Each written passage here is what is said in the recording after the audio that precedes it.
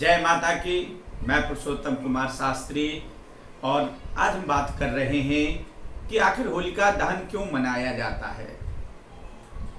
क्या होते हैं होलाष्टक, यानी 8 दिन पहले से हमारे सभी तरह के धर्म और कर्म वर्जित हो जाते। आखिर उसके पीछे का रहस्य क्या है, हमारे तमाम दर्शक के दिल और दिमाग में ये चीजें होती हैं और कहीं ना कहीं वह जानने की चेष्टा करते हैं। तो मैं बताना चाहूंगा कि सबसे पहले आप देखते हैं कि कोई भी कार्य करते हैं तो लोग बाग होली के आजू बाजू में ही पूछने लगते कि भाई होलाष्टक कब से लग रहा है, उसमें धर्म कर्म सब कुछ वर्जित होता है। कहते हैं कि हिरण्यकश्यप के पुत्र प्रहलाद जी थे और वो बहुत ही भगवान के उपासक थे और हिरण्यकश्यप राक्षस था। उनके पुत्र जो है भगवान का भक्त पैदा हो गए प्रहलाद जी। हिरण्यकश्यप ने अनेक अस्त्र शस्त्र अनेक प्रकार की युक्तियां प्रयोग में की, परंतु वो किसी भी तरह से उनके दृढ़ संकल्प या दृढ़ निश्चय को बदल नहीं पाया और तमाम उनको मारने की कोशिश की मगर कहीं भी कामयाब नहीं हुआ। उसने कहा कि मेरी एक बहन होलिका है, आखिरी उपाय है और उसको एक वरदान भी मिला है कि होलिका जिसको गोद में लेकर के बैठ जाएगी तो अग्नि उसका कुछ नहीं करेगा, जो गोद में बैठा होगा वह जल जाएगा।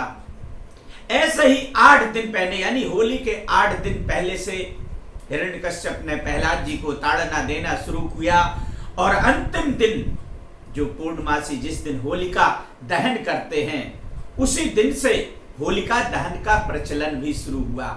हम लोग जो होलिका जलाते हैं वो बुराइयों को हम जलाते हैं, अच्छाइयों को अपने पास में रखते हैं, इसलिए हम होलिका दहन करते हैं। प्रहलाद जी को लेकर के होलिका बैठती है और प्रहलाद जी बच जाते, होलिका जल जाती है।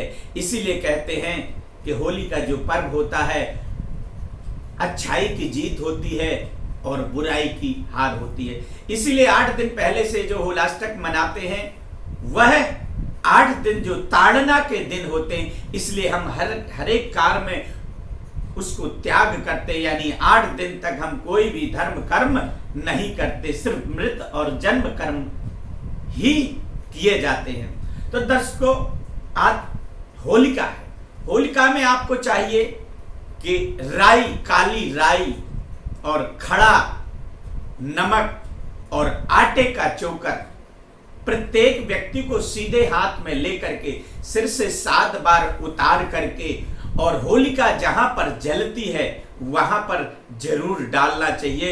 इससे हमारे जीवन की जो नकारात्मकता है, हमारे जीवन की जो नजर, हाय, बाधा, तंत्र, टोना, इन सब का निवारण हो जाता है। तो होलिका पर विशेष इसको करना चाहिए और होली की राख ला करके प्रातः काल अपने सिर में लगाएं। अपने बड़े बुजुर्ग बच्चों सबको होलिका दहन की जो राख होती, जो भभूति होती है, वो लगाने से हमारे घर के अंदर में सुख और समृद्धि आती है। दर्शकों, होली के लिए इतना ही। आगे पुनः नए वीडियो के लिए देखते रहिए। जय माता।